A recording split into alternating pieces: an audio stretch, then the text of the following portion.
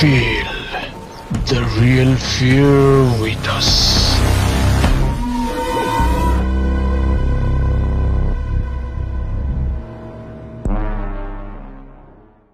প্রিয় লিসেনার্স, আসসালামু আলাইকুম। Feel the real fear with us. সত্যিকার ভয়ের অনুভূতি পেতে আফনান দ্য হরর ওয়ার্ল্ডের সাথেই থাকুন।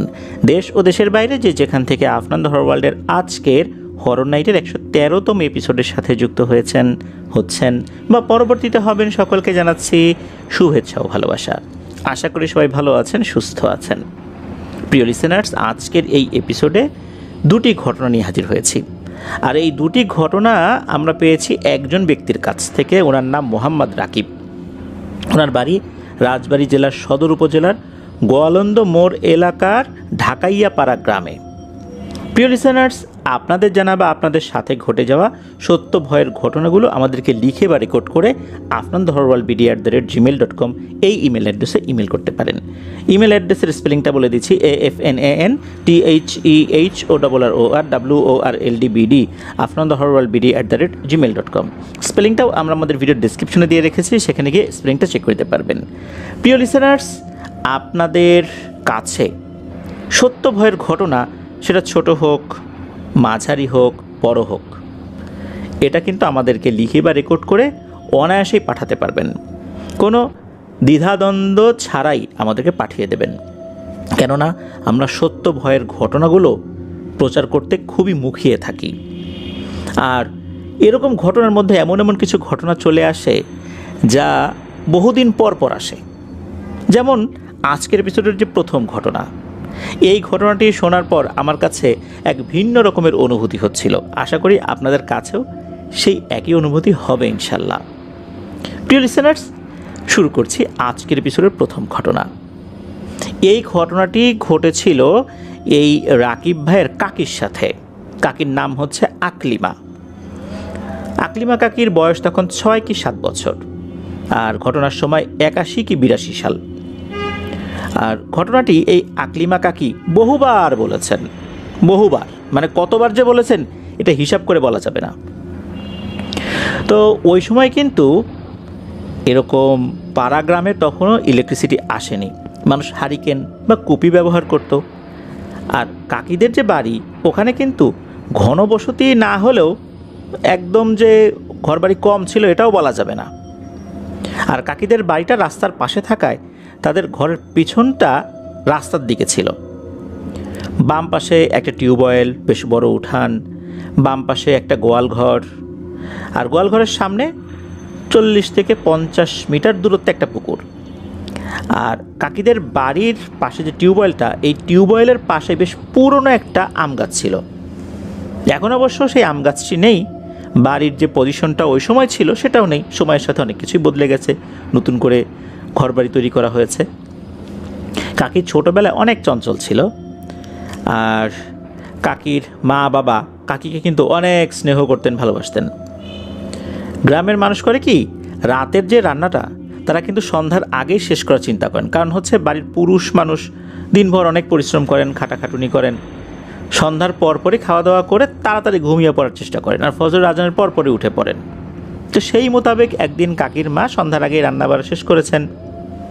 বাইরের যত কাজ ছিল, তারপর রাতের খাবার খাওয়ার জন্য যেগুলো আয়োজন করার দরকার থাকে আর কি, সবগুলোই করা হয়েছে। তারপর কাকির বড় ভাই, কাকির বাবা মা, তো ওনারা খাওয়া দাওয়া করতে বসছেন আর কি।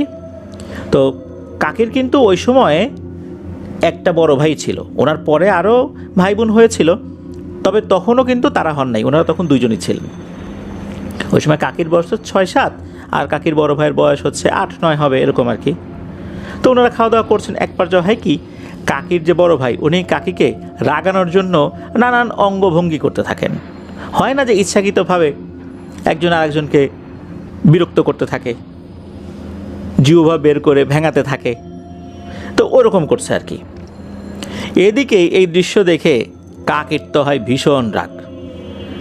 উনি বলতেছেন যে, মা দেখো তোমার ছেলে আমাকে কীভাবে ভেঙাচ্ছে। কাকির মাও তখন কাকির ভাইকে ধমক দিয়ে চুপ করে দেন, এই তুই এরকম করতেছিস কেন, চুপ থাক। কিছুক্ষণ স্বাভাবিক থাকার পর আবার ভেঙাচ্ছেন। বেশ কয়েকবার এভাবে চলতে থাকলে এক পর্যায়ে কাকি রাগ করে ভাত না খেয়ে কাঁদতে কাঁদতে ঘর থেকে বেরিয়ে ঘরের বারান্দায় গিয়ে বসে থাকেন আর কাঁদছেন। কাকি যে পাশে গিয়ে বসেছেন ওই পাশে কিন্তু টিউবওয়েল আর সেই আম গাছটা ছিল। সন্ধ্যার পরপরই তো তারা খাওয়া দাওয়া করতে করতে আসলে যে অনেক রাত হয়ে গেছে বিষয়টা তো এরকম না, এটা ইমিডিয়েট সন্ধ্যার পরপরই আর কি। আর রাত তো বেশি না, তবে অন্ধকার তো হয়ে গেছে। আর ওই এলাকায় তো বিদ্যুৎ ছিল না, কুপিবাতি ব্যবহার করতো, হারিকেন ব্যবহার করতো।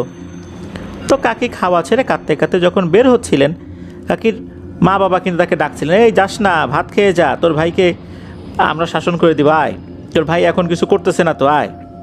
কিন্তু কাকি কিছু না শুনেই বেরিয়ে গিয়ে মানে বারান্দায় বসছেন, বেরিয়ে গিয়ে তারপর কান্নাকাটি করছেন। যেহেতু সন্ধ্যার পর অন্ধকার হতে শুরু করেছে, এক পর্যায়ে 5 কি 6 মিনিট পর হয়তো বা এরকম হয়েছে আর কি, কাকি একটা আজব জিনিস শুনতে পায়। কাকি যে ভয় পাবেন বিষয়টা এরকম না, উনি বেশ কৌতূহলী একটা মনোভাব নিয়ে এই বিষয়টা শোনার চেষ্টা করছিলেন। ওনার কাছে মনে হচ্ছিল একটা ঢোল আর ঝুনঝুনির শব্দ হচ্ছে, মনে হচ্ছে অনেক দূর থেকে এই শব্দটা আসছে এবং আস্তে আস্তে ওনার দিকে এগিয়ে আসছে। তবে উনি আর একটা বিষয় খেয়াল করলেন, শব্দটা মনে হচ্ছে মাথার উপর দিক থেকে আসছে। চিন্তা করলেন কী ব্যাপার, উপর দিক থেকে ঢোল আর ঝুনঝুনির আওয়াজ, ঘটনাটা কি? উনি তাকালেন হচ্ছে ওই আম গাছটার দিকে। আম গাছটা কিন্তু বেশ পুরনো এবং মোটা ছিল। উনি খেয়াল করলেন ঠিক কাকির বয়সীর একটা ছেলে আর একটা মেয়ে গাছ থেকে হেঁটে হেঁটে নিচে নামছে। ছেলেটার কাঁধে একটা ঢোল আর মেয়েটার হাতে একটা ঝুনঝুনি। তারা সেগুলো বাজিয়ে বাজিয়ে গাছ থেকে হেঁটে হেঁটে নেমে আসছে। গাছ থেকে যেভাবে মানুষ নেমে আসে ওভাবে না, কিন্তু একদম হেঁটে হেঁটে, আমরা যেভাবে মাটির উপর দিয়ে হেঁটে বেড়াই ওভাবে। এটা দেখে কিন্তু কাকি মোটেও ভয় পেলেন না, ওর কাছে ভালো লাগছে যে আরে এই ছেলে মেয়ে দুটো কোত্থেকে আসলো। আরও একটা বিষয়, ওই ছেলে মেয়ে দুটোর উপরে আলো পড়ছে, ঠিক উপর থেকে আলো পড়ছে, তাদেরকে স্পষ্ট দেখা যাচ্ছে, কিন্তু আলোটা যে কোথা থেকে আসছে এটাও কিন্তু বোঝা যাচ্ছে না, তবে উপর থেকে আসছে জাস্ট এতটুকুই মনে হচ্ছে। কাকি এগুলো দেখে ভয় না পেয়ে বেশ আনন্দই পাচ্ছেন। এক পর্যায়ে ছেলে মেয়ে দুটি মাটিতে নেমে এসে কাকি থেকে 10 থেকে 12 হাত দূরে অবস্থান করে ঢোল আর ঝুনঝুনি বাজাচ্ছে আর ঘুরে ঘুরে নাচানাচি করছে। আমরা অনেক সময় দেখি ছোট বাচ্চারা ঝুনঝুনি বাজাচ্ছে আর এক ধরনের তাদের মতো করে নাচানাচি করছে, ওই রকম আর কি। কাকির কাছে মনে হচ্ছিল তারা কাকির উদ্দেশ্যেই এসব করছে। ওদিকে কাকির মা বাবা কিন্তু কোনো কিছুই বুঝতে পারছে না, যে এগুলো যে হচ্ছে, এই যে ঝুনঝুনি বা ঢোলের শব্দ, তারা কিছু শুনতে পাচ্ছে না। কাকির কাছে তো ভালোই লাগছে, কাকি খুব ভালোভাবেই আনন্দ নিচ্ছিলেন। কাকি এটাও খেয়াল করলেন যে তারা গান বলছে, নাচছে, কিন্তু গানের শব্দটা যে কি এটা বোঝা যাচ্ছে না, তাদের যে ঠোঁট নড়ছে এটা বোঝা যাচ্ছে। আর তারা বেশ জোরে সোরেই যে গান গাচ্ছে এটাও মনে হচ্ছিল, কিন্তু গানের কোনো শব্দ তারা আসলে বুঝতে দিচ্ছিলেন না বা কাকিও বুঝতে পারছিলেন না। এইভাবে বেশ কিছুক্ষণ চলার পর হঠাৎ করে কাকির বাবা কাকিকে ডেকে ওঠেন, এই আকলিমা, আমি আসতেছি রে মা, তুই কোথায় গিয়ে বসলি? যখন এমনটা বলেছেন, সাথে সাথে ওই বাচ্চা ছেলে মেয়ে দুটো যেভাবে এসেছিল তারা ওভাবেই গান বাজনা করতে করতে আম গাছের উপরে হেঁটে হেঁটে আম গাছের মাথার দিকে চলে গেল, এভাবে মিলিয়ে গেল। তাকে শুধু চেয়ে চেয়ে দেখলেন আর ভাবলেন, বাবা কেন যে ডাক দিল, তা না হলে আমি তো আরও কিছুক্ষণ ওদের এরকম গান বাজনা নাচানাচি দেখতে পারতাম। যাই হোক, কাকির বাবা ওখানে চলে আসেন, এরপর কাকিকে ডেকে নিয়ে যান, আদর করে ঘরে নিয়ে যান, আবার তাকে খেতে বসান। কাকির মা বাবা কিন্তু ঘুণাক্ষরে কিছু বুঝতে পারেন নাই যে এটা হয়ে গেছে, আর কাকিও কিছু বলেন নাই। কাকি সেদিনের গান বাজনা নাচানাচি এতটাই ভালো লেগেছিল যে কাকি কী করতেন, ওগুলো আবার দেখার জন্য দিনের বেলাতেও গাছের ওদিকটাতে বসে থাকতেন, গাছের উপরে তাকাতেন, গাছের নিচে খেলাধুলা করতেন, কিন্তু উনি দেখতে পেতেন না। এভাবে আরও বেশ কয়েকটা দিন কেটে যায়। একদিন সন্ধ্যার পর কাকি আর কাকির বাবা ভাই এই তিনজন একটা সাইডে গেছেন, ওই বাড়ির পাশের আর একটা বাড়িতে কোনো একটা কাজে। কাকি কিন্তু যান না, কাকিকে যেতে বলেছিলেন, কাকি বলছে যে না আমি যাব না, আমার ভালো লাগছে না, আমি বাসায় থাকি। কয়েকবার বলার পরও কাকি যখন আগ্রহী হলেন না, ওনারাও আর কাকিকে চাপাচাপি করেন নাই। তো কাকি কী করেছেন, ওই যেই জায়গাটা, ওই জায়গাটাতে বসছেন, যেই জায়গাটাতে প্রথম দিন বসে কান্নাকাটি করছিলেন। ওনার একটা প্ল্যান ছিল যে আবার এই বাচ্চা দুটো নেমে আসে কিনা, গান বাজনা করে কিনা। তো এরকম চিন্তা করছেন। অল্প সময়ের মধ্যেই হয় কি, আগের মতো সেই ঢোল আর ঝুনঝুনির শব্দ বাজতে শুরু করে।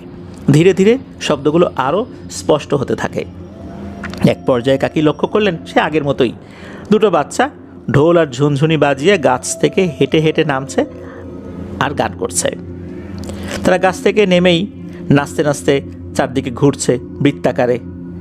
কাকিও আবার বেশ ভালোভাবেই আনন্দ নিয়ে সেই গান বাজনা নাচ দেখতে থাকে। তারা এমনভাবে নাচছে যে কাকি যে তাদেরকে দেখছে এটা তারা খেয়ালই করছে না। তারা কিন্তু কাকির দিকে তাকাচ্ছে না, তারা তাদের মতো করে গান বাজনা নাচ করতে থাকে। কতক্ষণ যে এ দৃশ্য দেখেছেন কাকি, এটা অবশ্য উনি বলতে পারেন না, অনেকক্ষণই হবে। হঠাৎ করেই তারা আবার যেভাবে এসেছিল সেভাবেই চলে যায়। এর কিছুক্ষণ পর কাকির মা, বাবা, ভাই পাশের বাড়ি থেকে চলে আসে। আসলে এই যে ঘটনাটা ঘটলো, এই ঘটনাটা কাকি এবারেও পরিবারের কাউকে বললেন না। তো ওই রাত তো এভাবেই চলে গেল, কোনো সমস্যা নাই। এরপর কাকি মাঝে মাঝেই এই দৃশ্য দেখার জন্য ওই গাছের নিচে অপেক্ষা করতেন। তবে দেখা যেত 3 দিন, 4 দিন, 5 দিন উনি অপেক্ষা করছেন, কিন্তু কেউ আর আসে না। দিনের বেলাতে কখনোই আসতো না। আর সন্ধ্যার পর উনি যে ওখানে বসবেন বা গভীর রাতে এখানে বসবেন, এটাও তো আসলে ওভাবে সম্ভব হতো না। রাতের বেলা উনি বাইরে বের হলেই তো মা বাবা জিজ্ঞেস করবেন, তো ছোটো মানুষ স্বাভাবিকভাবেই যদি ওয়াশরুমে যাওয়ারও দরকার হয় তার মা সাথে যাবে রাতের বেলা। এই জন্য ওভাবে কিন্তু আর দেখা হচ্ছে না টানা 5-6 দিন বা এরকম একটা কাছাকাছি সময় হবে আর কি। একদিন হয় কি, কাকির নানা বাড়ি থেকে জরুরি একটা খবর আসে, তাদের সবাইকে সেখানে যেতে হবে। কিন্তু কাকির বাবার কাজ থাকায় উনি যেতে পারবেন না বলে কাকির মাকে বলে দেন যে তুমি বাচ্চাদেরকে নিয়ে যাও, আমি কাজটা একটু গুছিয়ে নিয়ে পরে তোমাদেরকে নিয়ে আসবো। এদিকে হয় কি, কাকি বলে যে না, আমি যাব না, আমি কোনোভাবেই নানা বাড়ি যাব না, আমি বাসায় থাকবো। এই তো শুরু হয়ে গেল আর একটা সমস্যা। মেয়ে একা বাসায় থাকবেন, এখন বাড়িতে তো ওরকম কাজের লোকজন নাই, রান্না বাড়া খাওয়া দাওয়া করতে তো অসুবিধা হবে। কাকির বাবা নিজে কোনো মতে বাইরে থেকে খেয়ে নেবেন এরকম একটা চিন্তা করেছিলেন, কিন্তু এখন কাকি একা একা থাকবেন, অসুবিধাই হতে পারে। এই চিন্তা করে কাকিকে কিন্তু বারবার বোঝানো হচ্ছিল, কিন্তু কাকি নাসরবান্দি, উনি কোনোভাবেই যাবেন না। কী আর করা, একটা পর্যায়ে কাকির বাবা বলেন, আচ্ছা ঠিক আছে মেয়েটা থাকুক, আমি বাসায় একা একাই থাকবো, থাকলে ভালোই লাগবে, কোনো সমস্যা নাই, তোমরা যাও। এরপর কাকির মা কাকির ভাইকে নিয়ে চলে যান। কাকির কিন্তু উদ্দেশ্য ছিল রাতের বেলা ওই যে দুটো বাচ্চা, এই দুটো বাচ্চার নাচ আর গান দেখা। তো এরকম দেখবেন, এরকম একটা পরিকল্পনা আর কি, এই জন্যই কিন্তু উনি যান নাই। তো ওই রাতে কাকি অপেক্ষা করছেন কখন আর বাবা ঘুমিয়ে যায়। যখন বাবা ঘুমিয়ে যায় তখন আস্তে করে পা টিপে টিপে দরজা খুলে বের হয়ে ঠিক ওই জায়গাতে বসছেন, আম গাছের কাছাকাছি আর কি। অনেকক্ষণ বসে আছেন। তো একটা সময় পর আবার সেই ঢোল আর ঝুনঝুনির শব্দ হতে থাকে। উনিও তো খুশি, এরা আসছে এরকম একটা অবস্থা। তো ঠিক আগের মতোই ধীরে ধীরে ধীরে ধীরে শব্দটা বেড়ে যাচ্ছে, একই রকমভাবে গাছ থেকে নেমে আসছে। কাকিও মহা খুশি। কাকি এবার একটা জিনিস দেখতে পায়, সেটা হচ্ছে যে আগে যেই কয়েকবার এসেছে গান তারা গেয়েছে, কিন্তু গানের যে শব্দ এটা কিন্তু উনি শুনতে পান নাই। কিন্তু এবারে উনি গানের শব্দ শুনতে পাচ্ছেন, তবে এরা যে কোন ভাষায় গান গাইছে এটা বুঝতে পারছেন। এটা যে বাংলা ভাষা না এটা উনি নিশ্চিত, কিন্তু এটা যে কোন ভাষা এটা ওনার বোধগম্য হচ্ছে না। উনি এবার বেশ মহা আনন্দ নিয়ে হাতে তালি দিচ্ছেন, উনিও নাচানাচি শুরু করেছেন। তবে ওদের কাছে যান নাই, দূর থেকে নাচানাচি করছেন। ওরাও কিন্তু কাকির দিকে তাকাচ্ছে না, তারা তাদের মতো করেই গান গাচ্ছে, ঝুনঝুনি বাজাচ্ছে, ঢোল বাজাচ্ছে, নাচানাচি করছে। কাকিও তার মতো করে আনন্দ করছেন। কাকি হাতে তালি দিচ্ছেন, বাহবা দিচ্ছেন। কাকির কাছে বেশ আনন্দ লাগছে। আসলে এই যে দুটো বাচ্চা, ওদের যে পোশাক আশাক যে অসাধারণ রকমের এটাও বলা যাবে না। গ্রামের 8-10টা বাচ্চা যেভাবে পোশাক আশাক পরে ওই বয়সী বাচ্চারা আর কি ওরকমই পোশাক আশাক পরা আর কি, তবে তাদের পোশাক আশাকগুলো বেশ পরিপাটি এই আর কি। তো এদিকে হয় কি ওই রাতটা এভাবে পার হয়ে যায়। পরের আর একটা দিন সন্ধ্যার পর তখন ওনার বাবা ফেরত আসেন নাই। তখন উনি সন্ধ্যার পর ওই জায়গায় বসেছেন। এবারও কিন্তু ওই বাচ্চা দুটো নেমে আসে, একই রকমভাবে তারা নাচছে, গান গাচ্ছে, গানের শব্দ কাকি শুনতে পাচ্ছেন। কিন্তু এর মধ্যে ঘটে যায় একটা অঘটন। সেটা হচ্ছে কাকির যে বাবা, কাকির বাবা উনি ইতোমধ্যেই বাসায় চলে আসছেন। বাসার মধ্যে ঢুকে কাকিকে খুঁজছেন, পাচ্ছেন না। চিন্তা করলো কী ব্যাপার, মেয়েটা কোথায় গেল এরকম সন্ধ্যার পরে। উনি আশেপাশে খুঁজে দেখার চেষ্টা করছিলেন। দূর থেকে উনি খেয়াল করেন আম গাছের নিচে দুটো বাচ্চা নাচানাচি করছে, ঘুরছে, আর কাকি ওদের সাথে একটু দূরে সে তার মতো করে নাচছে, হাতে তালি দিচ্ছে আর হি হি করে হাসছে। এই দৃশ্য দেখার সাথে সাথে কাকির বাবা কিন্তু যা বুঝার বুঝে গেছেন। উনি দূর থেকে বলছে, এই আকলিবা মা, তুই কি করিস রে, আমি আসতেছি। এই বলে যখন কাছাকাছি যাচ্ছেন তখন এই দুটো বাচ্চা তারা ভয়ার্ত দৃষ্টি নিয়ে, মানে মনে হচ্ছে তারাই ভয় পেয়েছে, কাকির বাবার দিকে তাকিয়েছে। তাকানোর সাথে সাথে ওরা একদম বাতাসের সাথে মনে হলো মিলিয়ে গেল। আগে যেভাবে হতো ওরা যে গাছে উঠে গেছে, এবার কিন্তু তা হয়নি, ওরা মিলিয়ে গেল। এই মিলিয়ে যাওয়ার দৃশ্য কিন্তু কাকির বাবা এবং কাকি দুজনই দেখেছেন।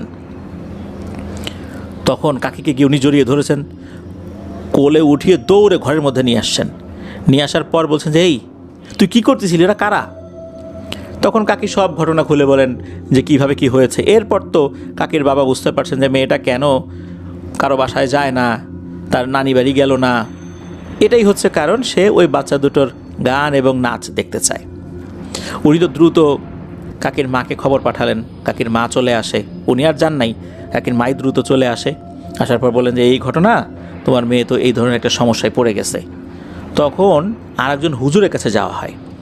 তো হুজুর সব কিছু শুনলেন, শোনার পর বলেন আচ্ছা ঠিক আছে, আমি কয়েকদিন পর জানাই, আর মেয়েটাকে আপাতত কয়েকদিন সাবধানে রাখেন। যদি এর মধ্যে মেয়ের আচার আচরণে কোনো পরিবর্তন ঘটে আমাকে জানাবেন, আমার কাছে নিয়ে আসবেন। তা না হলে 2-3 দিন পর আপনারা আসেন, দেখি কী তথ্য নিতে পারি। তো এর মধ্যে কাকির আচার আচরণেও কোনো পরিবর্তন দেখা যায় নাই। আর এর মধ্যে কাকিও ওই আম গাছের নিচে ওদের গান বাজনা এগুলো দেখার জন্য বা শোনার জন্য আর যান নাই। তো 2-3 দিন পরে কাকির মা বাবা যখন ওই হুজুরের কাছে গিয়েছেন, তখন হুজুর জানান যে এই যে আম গাছটা, এটা অনেক আগে থেকেই এখানে একটা মুসলিম জিন পরিবার বসবাস করে। তো এই পরিবারে দুটো বাচ্চা আছে। তাদের যে বয়স, এই বয়স তো অনেক বেশি, কিন্তু তাদের বয়স এই কাকির যেই বয়স এইভাবে আর কি দেখা যায়। কিন্তু জিনেদের বয়স তো বেশি থাকে, সেই হিসাব না করে কাকির যে বয়স জিনেদের বয়সের তুলনায় আর কি ওই একই রকম বলতে হবে আর কি। মানে তাদের বয়স যদি দেখা যাচ্ছে 80 বছর হয়েছে, কাকির বয়স 6-7 বছর হয়েছে, তাদের এরকম বয়সেই তারা কাকির বয়সীর মতো দেখা যায় আর কি। মানে এমনটাই ওই হুজুর বোঝানোর জন্য বলেছিলেন আর কি। তো হুজুর বলেন যে এরা মোটেও ক্ষতিকর কিছু না, এরাও আসলে খেলাধুলা করতে পারে না কারোর সাথে। এদের মা বাবা এদেরকে খুব শাসনে রাখে, এই কারণে এখান থেকে বাইরে বের হলে অন্য জিনেরা ক্ষয়ক্ষতি করতে পারে। এই জন্য এই 2 বাচ্চাকেও খুব একটা বাইরে বের হতে দেওয়া হয় না। যদি কোথাও বাইরে বের হতেই হয়, মা বাবার সাথেই তারা যায়। যখন কাকি সন্ধ্যার পর কান্না করছিল, তখন এই 2টো বাচ্চার দেখে খুব মায়া হয়। তাদের কাছে মনে হলো যে এই বাচ্চার সাথে আমরা একটু খেলাধুলা করি। এই জন্যই তারা নেমে আসে। মাঝে মাঝে তারা সুযোগ পেলেই নিচে নেমে আসতো। দিনের বেলাতে তো এটা হতো না, কারণ দিনের বেলা তারা এরকম সুরুত ধরে আসতে পারতো না, কারণ ওরা ওরকম শক্তিশালী না। বাচ্চা তো, ওদের মধ্যে ওইরকম শক্তিমত্তা আসেনি। এই জন্য দিনের বেলাতে তারা কাকির চোখে আসতে পারতো না। যা আসতো সন্ধ্যার পরেই আসতো, আর যখন তার মা বাবা থাকতো না এই সুযোগে আসতো। গভীর রাতে আসার চেষ্টা করলেও খুব একটা সক্ষম হতো না। মাঝে মাঝে কাকি বসছে সন্ধ্যার পর, তারপর আসতে পারেনি, তো কারণ তখন তার মা বাবা ছিল। এই জন্য এই বাচ্চা জিন দুটো ওভাবে কাকির সামনে এসে নাচানাচি করতে পারেনি। যেহেতু এখন মানুষ দেখে ফেলেছে, এরা মারাত্মক ভয় পেয়েছে, এরা চলে গেছে। তবে মনে হয় না এরা আর কখনো এই কাকির সাথে দেখা দেবে। মানে এই যে আকলিমা কাকির কথা বলছেন আর কি, হুজুর কাকির সাথে দেখা দেবে এরকমটা মনে হয় না। হুজুর এরকমই বলে দেন। তো এরপরে কাকি কিন্তু কখনোই ওই বাচ্চা দুটিকে দেখেননি। এরপর বিভিন্নভাবে উনি চেষ্টা করেছেন ওখানে বসে থাকার জন্য, বা তাদেরকে দেখার জন্য কিন্তু না, কখনোই উনি ওই বাচ্চা দুটোকে দেখেননি। আর এই বাচ্চা দুটোকে যখন উনি দেখেছেন বা পরবর্তীতে আর দেখেননি, এর ফলে যে কোনো ধরনের কোনো সমস্যা ওনার সাথে হবে এমনটাও হয়নি। আর ওই হুজুরও বলেছিলেন যে ওর কোনো ঝাড়ফুঁক করার দরকার নেই, তার কোনো সমস্যা হবে না, এরা কোনো ক্ষয়ক্ষতি করবে না। আপনারাও এদের বিষয়ে আর কোনো বাড়াবাড়ি করবেন না।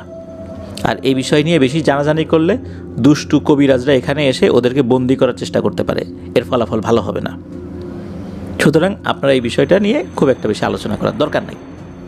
তাই হলো, এই বিষয়টা নিয়ে ওনারা আবার বেশি আলোচনা করেন নাই। হুজুর তারপরও উনি ওনার মতো করে একটু ঝাড়ফুঁক করে দিয়েছিলেন আর কি। তো সময়ের সাথে তো অনেক কিছু পরিবর্তন হয়ে গেছে, অনেক পরিবর্তন হয়েছে ওনাদের ঘর বাড়ির যে শেপ, সেগুলোতে অনেক কিছুই হারিয়ে গেছে। কিন্তু এই ঘটনাটি এখনও রয়ে গেছে। এই দুটো বাচ্চা জিন কখনোই আর কাকির সাথে দেখা করতে আসেননি। কাকি এই ঘটনাটা পরবর্তীতে সবার সাথে বলেছিলেন, খুলে বলেছিলেন আর কি। অনেকে এটা নিয়ে বেশ আনন্দ পায়। তো যাই হোক, এটাই ছিল ঘটনা। প্রিয় লিসেনার্স, আপনার কাছে বা আপনাদের কাছে কেমন মনে হলো ঘটনাটি? আমার কাছে কিন্তু বেশ ভালো লেগেছে। ঘটনাটি ওইরকম ভয়ের না, তবে এই ঘটনাটার মধ্যে শিশুসুলভ এক অন্য ধরনের অনুভূতি রয়েছে। ছোটোবেলাতে যখন ওই কাকির বয়সী আমরা ছিলাম, তখন কিন্তু অনেক আনন্দ করতাম, যেই আনন্দগুলো বয়সের সাথে সাথে শেষ হয়ে গেছে। ওই সময়ে ঈদের যে আনন্দটা ছিল, এখন কিন্তু সেই আনন্দ তো মনে হয় হারিয়ে গেছে। সেই আম গাছটি শুধু এখন গল্পেই রয়েছে, এখন সেই আম গাছটি বাস্তবে আর নেই, আম গাছটিও কেটে ফেলা হয়েছে। প্রিয় লিসেনার্স, আশা করছি ঘটনাটি আপনাদের কাছে ভালো লেগেছে। আবারও ধন্যবাদ জানাচ্ছি রাকিব ভাইকে ডিফারেন্ট একটা ঘটনা আমাদের সাথে শেয়ার করার জন্য। আপনাদের হর ওয়ার্ল্ডের পক্ষ থেকে আকলিমা কাকির জন্য শুভেচ্ছা রইল। আশা করছি রাকিব ভাই আমাদের এই শুভেচ্ছা আকলিমা কাকিকে পৌঁছে দেবেন। প্রিয় লিসেনার, চলুন চলে যাব রাকিব ভাইয়ের পাঠানো পরবর্তী ঘটনায়। আর এই ঘটনাটি আমাদের আজকের হরর নাইটের 113তম এপিসোডের দ্বিতীয় এবং শেষ ঘটনা। চলুন শুনে আসি সেই ঘটনাটি।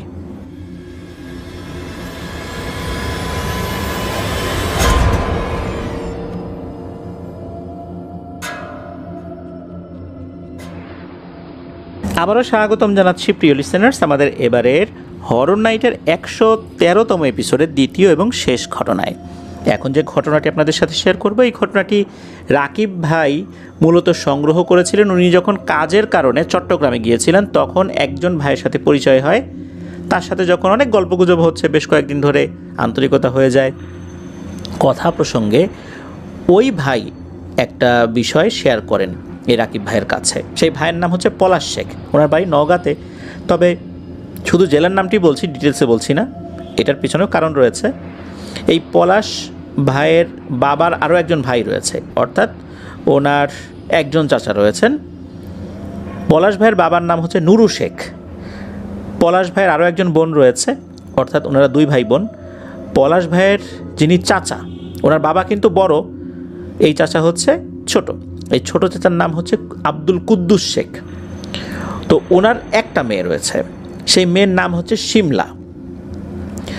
তো ঘটনাটা শুরু হয় হচ্ছে 2016 সালের দিকে।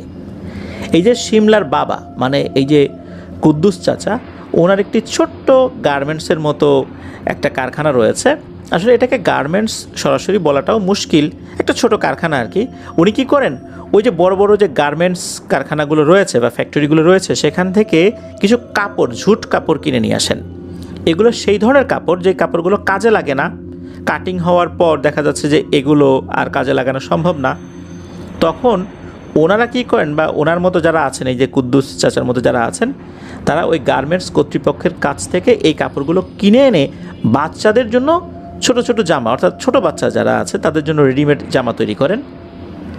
এগুলো আবার পাইকারি বিভিন্ন জায়গায় সেল করেন আর কি। এই যে কুদ্দুস চাচা যে কাপড়গুলো আনেন, সেগুলো অনেক ধরনের হয়, বিভিন্ন ধরনের হয়, পালিশ করা হয়, তারপর বিভিন্ন ধরনের ছোট ছোট কাপড় হয়। এমন অনেক কাপড় আছে যেগুলো দিয়ে কোনো কাজই করা যায় না, এগুলো ফেলে দিতে হয়। কিছু কাপড় থাকে বড় বড় কাপড়, এগুলো নির্দিষ্ট টেবিল আছে, মাপ দেওয়ার টেবিল, এই টেবিলে বসিয়ে মাপ মতো কাটা হয়। আবার অনেক ধরনের কাপড় আছে যেগুলো দেখা যাচ্ছে যে অনেক বড় পড়ে গেছে, এগুলো বস্তার মধ্যে ভরা হয়। বস্তার মধ্যে ভরার পর এই বস্তাগুলো সেল হয়ে যায়। যখন এই বস্তাগুলো সেল হবে তখন জাস্ট কী করা হয়, বস্তার মুখটা খুলে দেওয়া হয়। যারা কিনবেন ওনারা উপর থেকে কিছু কাপড় দেখেন, এরপর ওই বস্তাগুলো কিনে নেন। একসাথে অনেকগুলো বস্তা কিনতে হয় আর কি, এগুলো ওজন করে বিক্রি হয় আর কি, ওজন অনুযায়ী দাম হয় আর কি, এগুলো ওভাবেই কিনে আনতে হয়। তো এই যে কুদ্দুস চাচা বা কুদ্দুস সাহেব, উনি একদিন গার্মেন্টস থেকে কিছু টুকরো কাপড়ের বস্তা কিনে আনেন তার কারখানার জন্য। এগুলো আবার হাতে কাটা হয়, কোনোটা আবার লেয়ার মেশিনেও কাটা হয়। এটা ফিক্সড করা হয় যে কাপড়টার ধরন কেমন সেই অনুযায়ী। হাতে কাটাগুলো হয় কি, যে লোহার যে কেচি রয়েছে এগুলো দিয়ে কাটা হয়। তো এভাবে কিন্তু বিভিন্ন ধরনের কাপড়গুলো কেটে বিভিন্ন সাইজের জামা তৈরি করা হয়। তো এটা কিন্তু ওনাদের একটা ব্যবসা, এটা ওনারা বেশ অনেক দিন ধরেই করে আসছেন। ওনার কারখানায়ও কাটিং ম্যান রয়েছে, তারাও সুন্দর করে কাপড়গুলো কাটে। উনি ইনস্ট্রাকশন দেন, এই কুদ্দুস চাচা ইনস্ট্রাকশন দেন, সেই অনুযায়ী তারা কাপড়গুলো কাটে আর কি।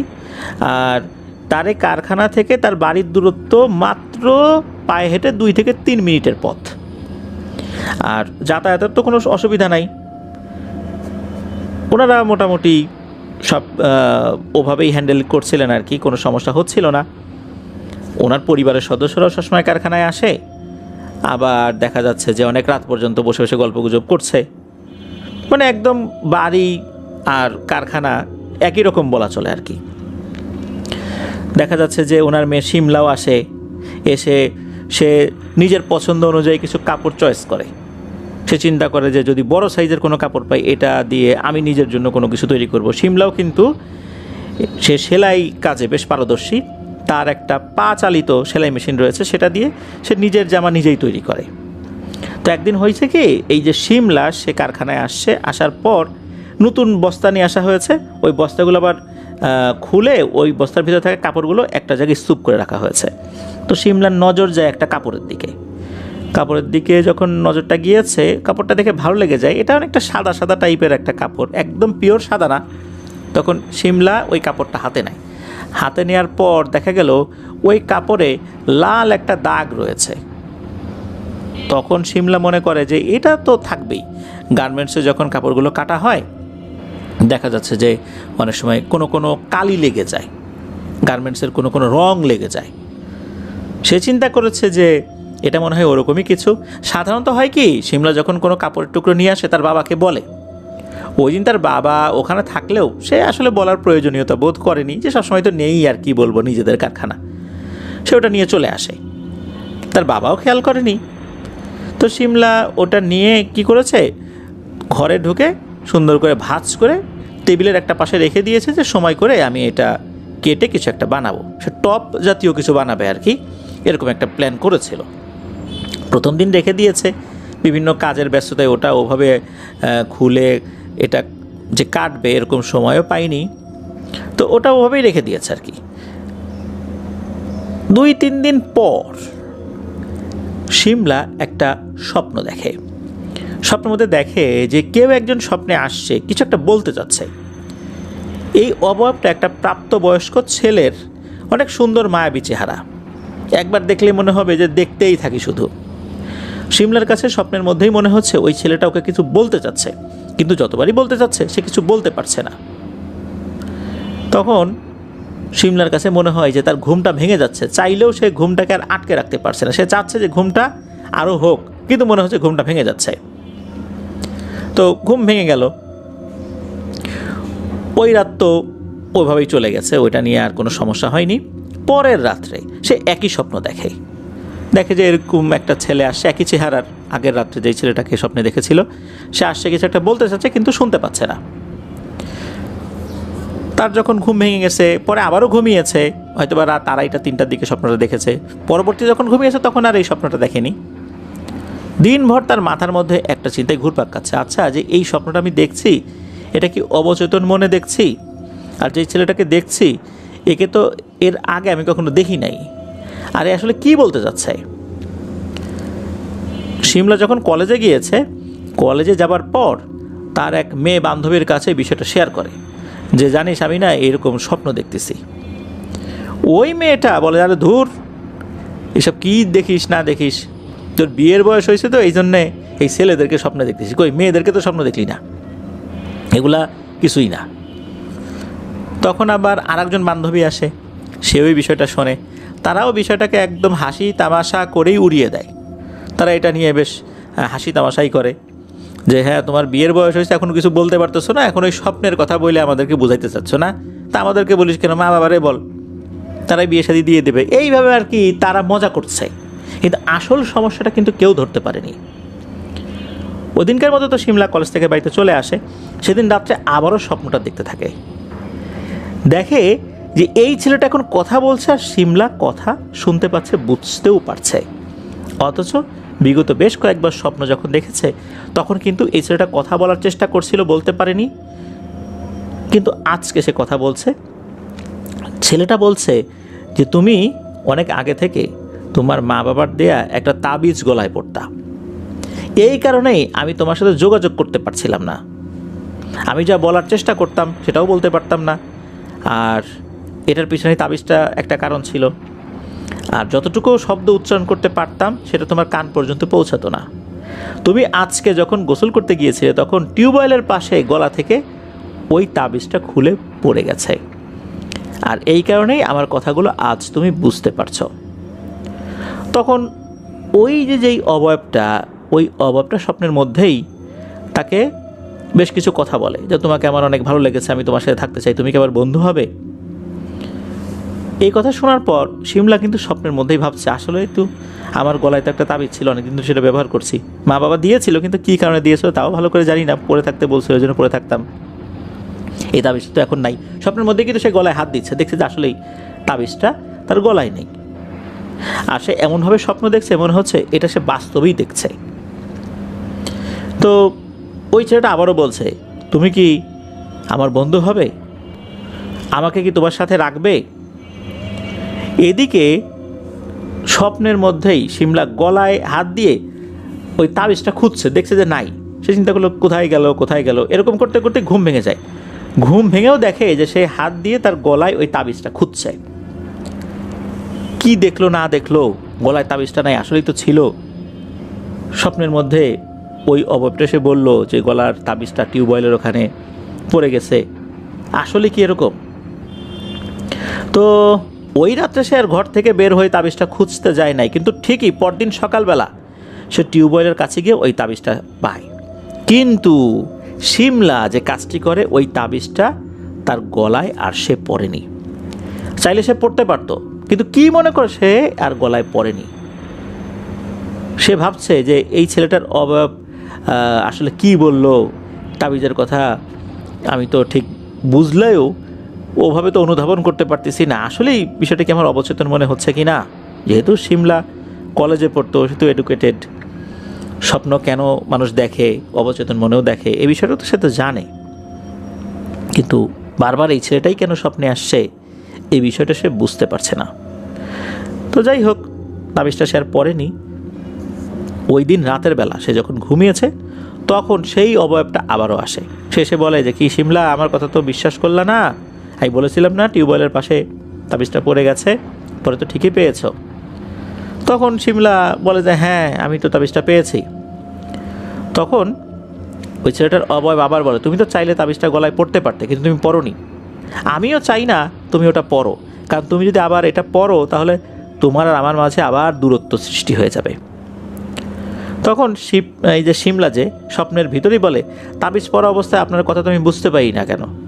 তখন সেটা বলে আসলে দেখো আমি তো কোনো শরীরের ভিতরে নেই, আমি শুধু তোমার স্বপ্নেই আসি, তাই তুমি যদি তাবিজটা পড়ো তাবিজটার কারণে তোমার আর আমার কথার মাঝে একটা দেয়াল তৈরি হয়ে যায়, এই কারণেই এই সমস্যাটা হয়, আমরা একে অপরের কথা বুঝতে পারি না। এভাবে আরও বেশ কিছুটা কথাবার্তা হয় আর কি। ঘুম ভেঙে যায়। শিমলার সব কিছুই কিন্তু নর্মালভাবে যাচ্ছে, তার শারীরিক কোনো সমস্যা হচ্ছে না, অসুস্থতাও বোধ হচ্ছে না, খাওয়া দাওয়া যে করছে না বিষয়টা এরকমও হচ্ছে না, একদম সব কিছু স্বাভাবিক। এদিকে হয় কি প্রায় প্রতি রাতেই ওই ছেলেটা স্বপ্নের ভেতরে আসে, কথা চালিয়েই যাচ্ছে, বাস্তবে কিন্তু আসছে না, শুধু স্বপ্নেই আসছে। এমনটা না যে ছেলেটা বাস্তবে মাঝে মাঝে আসে, বিষয়টা এরকম না, যেহেতু স্বপ্নের মধ্যে আসছে। শিমলাও প্রতিদিন কাজকর্ম শেষ করে দ্রুত ঘুমিয়ে পড়ে, যাতে করে দীর্ঘ স্বপ্ন দেখতে পারে, স্বপ্নের মধ্যে অনেকটা সময় নিয়ে ওই ছেলেটার সাথে কথা হয়। আর এই যে স্বপ্নগুলো সে দেখছে, এটা কিন্তু পরিবারের সদস্যদেরকে সে শেয়ার করেনি।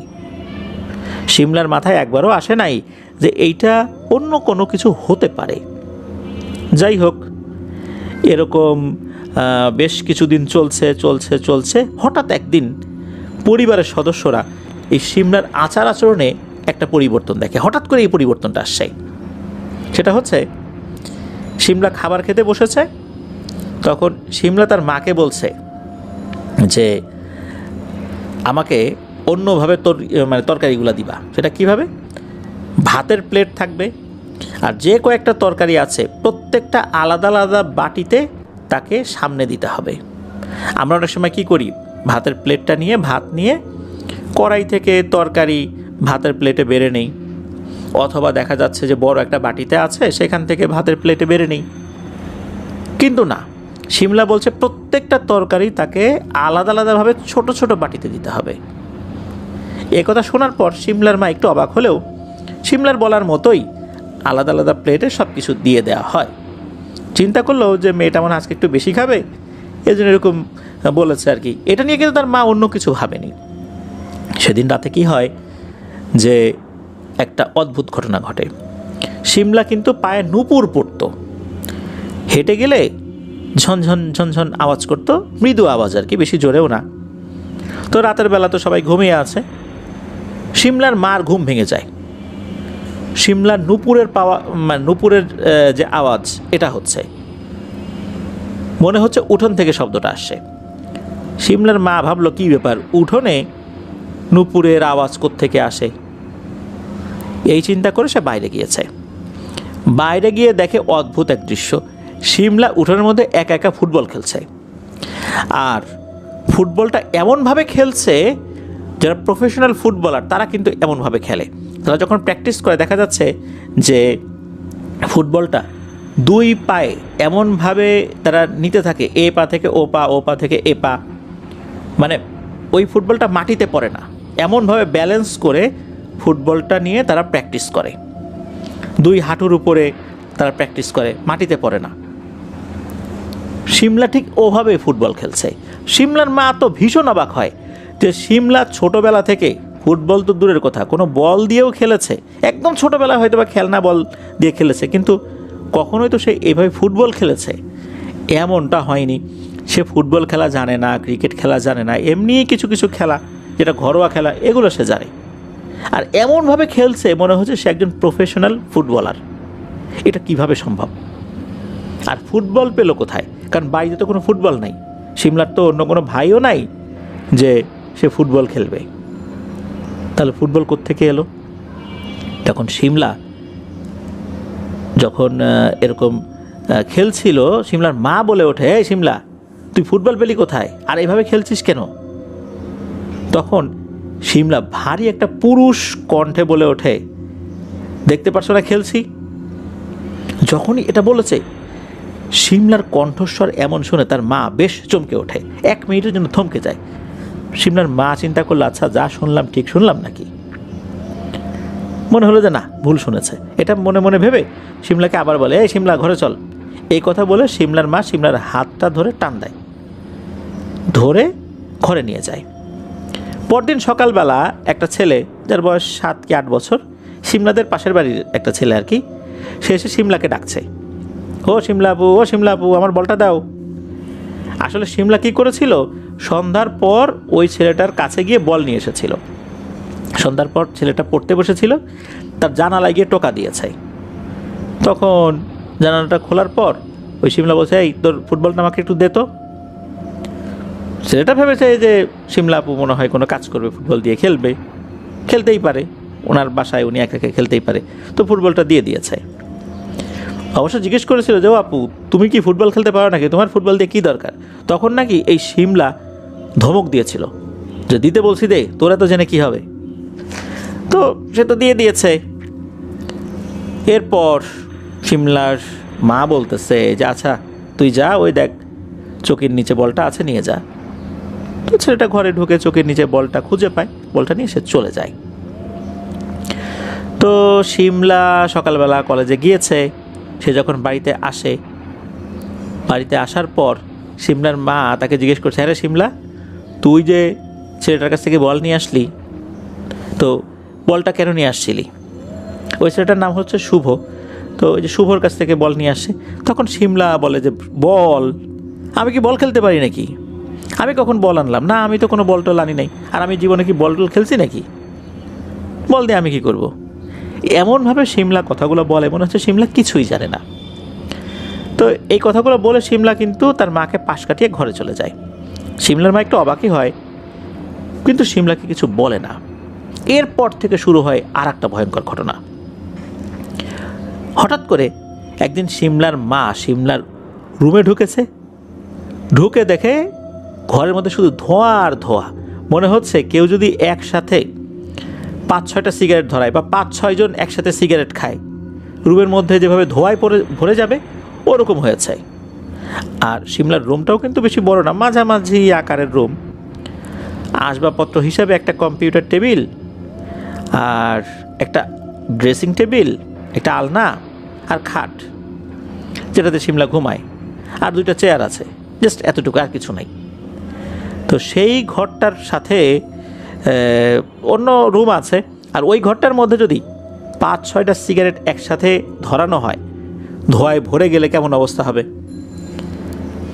সে ঢুকেছে ভিতরে, অর্থাৎ শিমলার মা ঘরে ঢুকেছে, দেখে যে একটা ছেলে মানুষ যেভাবে খাটের উপর বসে থাকে, শিমলা ওভাবে বসে আছে, হাতে একটা সিগারেট নিয়ে ছেলেদের মতোই দিব্যি সিগারেট খাচ্ছে। শিমলার মা এটা দেখে বেশ অবাক হয়ে যায়। উনি বলল, হে শিমলা, তুই কী করছিস? তুই সিগারেট খাচ্ছিস? তুই কি কলেজে ভর্তি হয়ে নেশা করা শিখে গেছিস নাকি? দাঁড়া, আজকে তোর বাবা আসুক, আমি বিষয়টা বলবো। এই কথা বলার পর শিমলা কী করেছে, সিগারেটের জ্বলন্ত অংশটুকু সে হুট করে তার মায়ের দিকে ছুঁড়ে মেরেছে। তবে সিগারেটের এই জ্বলন্ত অংশটা তার মায়ের শাড়িতে লাগেনি, হাতের একটা জায়গায় লেগেই মাটিতে পড়ে গেছে। যদি শাড়িতে লাগতো তাহলে হয়তোবা এই আগুনের কারণে শাড়িতে আগুন ধরে যেতে পারত। যখন তার মায়ের পায়ের কাছে পড়েছে, তার মা দ্রুত কী করেছে, পা দিয়ে ওই সিগারেটের আগুন জ্বলা অংশটুকু একদম পা দিয়ে মারিয়ে দিয়েছে, মানে এটা আগুনটা নিভিয়ে দিয়েছে। এদিকে শিমলা এমনভাবে তার মায়ের দিকে রাগান্বিতভাবে তাকিয়েছে, এই তাকানোটা কিন্তু তার মায়ের কাছে বেশি একটা সুবিধার লাগে না। শিমলা কিন্তু তার মা বাবার একান্ত অনুগত। মা বাবাও শিমলাকে এত ভালোবাসে, একটাই মেয়ে, আর মা বাবাকেও কিন্তু শিমলা অনেক ভালোবাসে। এমনকি স্কুল কলেজ যেখানে কোনো অনুষ্ঠান হয়েছে সে কিন্তু একা যায়নি, সে সবসময় তার মাকে সাথে নিয়ে গেছে, কখনো মা বাবা দুজনকে একসাথে সাথে নিয়ে গেছে। হঠাৎ করে মেয়েটার এমন পরিবর্তন শিমলার মা তো কোনোভাবেই বুঝতে পারে না। শিমলার বাবা যখন বাসায় এসেছে, যেহেতু শিমলার বাবা একটা ব্যবসা করে, কখনো কখনো দেখা যেত যে এই যে জামা কাপড়গুলো তৈরি করার পর বেশ দূরে গিয়েছে, রাতে ফিরতে পারেনি। তো ওই রাত্রে অবশ্য শিমলার বাবা বাড়িতে ফেরেনি, পরদিন উনি ফেরত এসেছেন। তখন কিন্তু এই বিষয়টা খুলে বলেন যে এই ঘটনা। তখন শিমলার বাবা উনি তো বেশ চিন্তায় পড়ে যান যে ঘটনাটা কি আসলে। এমন বিষয়টা হচ্ছে, মেয়েটা ফুটবল খেলছে, যে কখনো ফুটবলই খেলে নাই, তারপর আবার প্রফেশনাল ফুটবলারদের মতো ফুটবল খেলছে, আবার সে সিগারেট খাচ্ছে। সে কি নেশা পানি ধরে ফেললো নাকি? কলেজে গিয়ে বন্ধুবান্ধবদের সাথে মেয়ে মানুষ এখন যদি এই বিড়ি সিগারেট খায়, এটা যদি আশেপাশে জানাজানি হয়ে যায়, মেয়েটার বিয়ে দিব কিভাবে? যেহেতু তারা রক্ষণশীল পরিবারের লোকজন। তো আসলে শিমলা যে একটা অস্বাভাবিক বিষয়ের মধ্যে আছে, এটা কিন্তু তার মা বাবা আন্দাজও করতে পারেনি। তারা চিন্তা করছে শিমলা মনে হয় নেশা শিখে গেছে। শিমলা যখন কলেজে গেছে, তখন শিমলার বাবা বলছে যে, শিমলা, তুমি আজকে কলেজ থেকে আসো, তোমার সাথে আমার কিছু কথা আছে। তো যাই হোক, শিমলার মাকে কিন্তু শিমলার বাবা বলেছিল, তুমি কিন্তু শিমলাকে এই বিষয়ে কিছু বলো না, আমি ওর সাথে কথা বলবো। শিমলা যখন কলেজ থেকে ফেরত এসেছে, শিমলা বাসায় আসছে, শিমলার বাবাও আসছে। তো ওই সময় হয় কি একটা বিষয়, সেটা হচ্ছে যে মাঝে মাঝে কিছু কিছু কাপড়ের বান্ডিল শিমলার বাবা বাড়িতে নিয়ে আসতো। বাড়িতে নিয়ে আসার পর বিভিন্ন জায়গায় রেখে দিত। তো কিছু কিছু কাপড়ের বান্ডিল শিমলার ঘরে রেখেছিল। তো শিমলার সাথে কথা বলার জন্য শিমলার বাবা যখন ঘরে এসেছে তখন দেখে এই কাপড়ের বান্ডিলগুলো একদম এলোমেলো করে রাখা, বিভিন্ন জায়গায় ছড়ানো ছিটানো, মনে হচ্ছে ইচ্ছা করে কেউ এগুলো করেছে। শিমলার বাবা এটা দেখে আবার শিমলার মায়ের কাছে গিয়ে বলছে, আচ্ছা এই কাপড়গুলো এভাবে এলোমেলো করলো কে? তখন শিমলার মা বলে যে না, আমি তো কিছু জানি না। তো যাই হোক, শিমলার মা আবার শিমলার ঘরে এসে এই কাপড়গুলো অল্প সময়ের মধ্যে গুছিয়ে দিয়েছে। শিমলার বাবা তখন শিমলার সাথে কথা বলার প্রস্তুতি নিয়েছে। এবার দেখা যাচ্ছে শিমলা ঘরে বসে দিব্যি একটা ভদ্র মেয়ের মতো লেখাপড়া করছে। শিমলার সাথে গিয়ে শিমলার বাবা খুব নরম সুরে কথা বলছে যে, কিরে মা, এরকম এরকম শুনলাম তুমি মেয়ে মানুষ হয়ে যদি এভাবে নেশা পানি ধরে ফেলো, সিগারেট খাও, এগুলো তো ভালো না।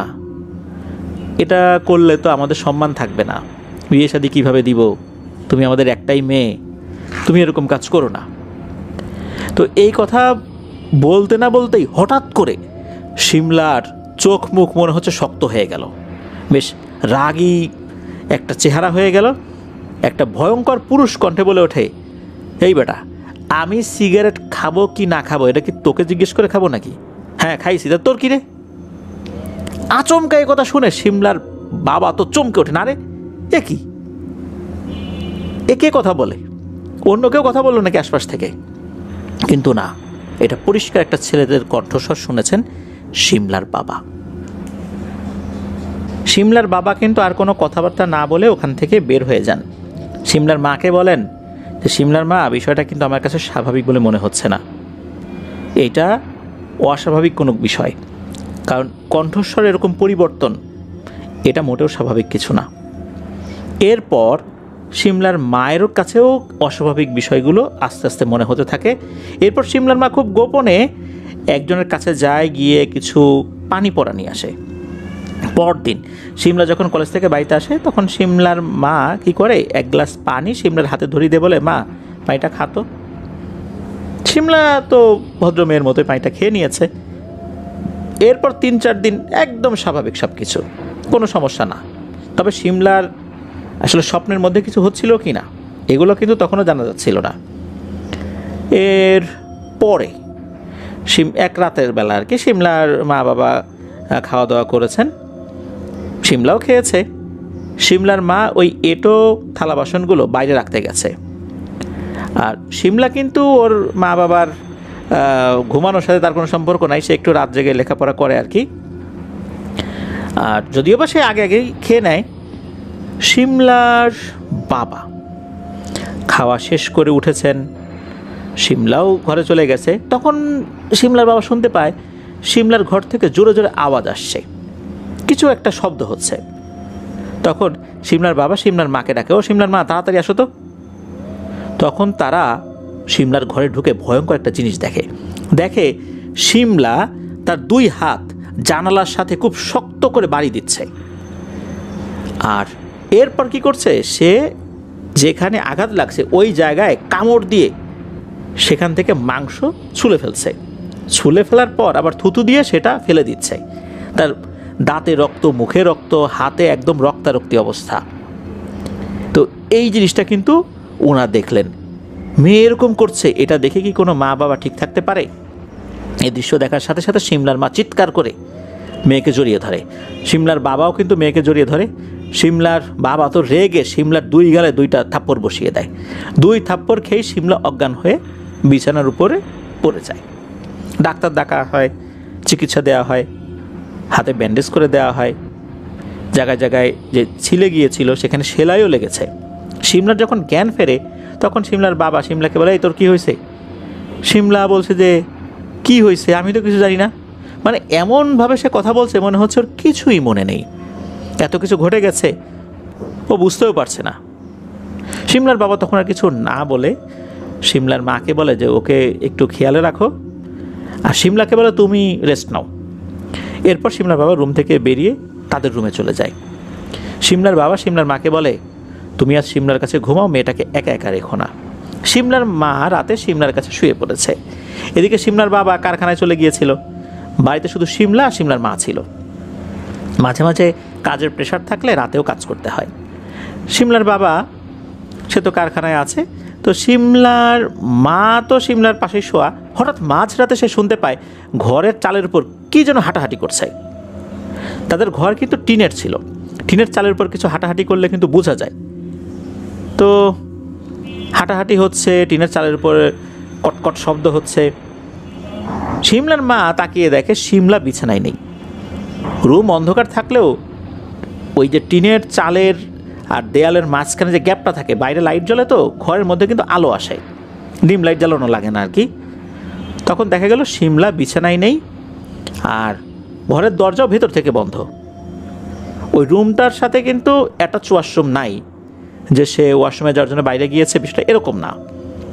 দরজা ভিতর থেকে বন্ধ, সিমলা নেই। লাইট জ্বালিয়ে সিমলাকে খুঁজছে ঘরের মধ্যে, কোথাও পাওয়া যাচ্ছে না। এরপর উনি দরজা খুলে বাইরে বের হয়েছেন। বাইরে যখন বের হয়েছেন দেখেন উঠানেও কেউ নাই, চালের উপরে এরকম শব্দ হচ্ছে। এই শব্দটা কোত্থেকে আসছে, কে করছে, এটা দেখার জন্য উঠোনে গিয়ে যখন ঘরের চালের দিকে তাকিয়েছেন, উনি দেখেন ভয়ঙ্কর একটা দৃশ্য। একটা ছেলে মানুষ যেভাবে বসে থাকে চালের উপরে, সিমলা দিব্যি চালের উপর সেভাবে বসে আছে, আর বসে বসে সিগারেট খাচ্ছে। সে যখন সিগারেটের টান দিচ্ছে, মনে হচ্ছে এক টানে একটা সিগারেটের অর্ধেক খাওয়া হয়ে যাচ্ছে। আরও কিছু সিগারেট আছে, সে একটা সিগারেট 2 টানে শেষ করে, আর শেষ করতে করতেই ওই সিগারেটের আগুন দিয়ে আরেকটা সিগারেট জ্বালায়।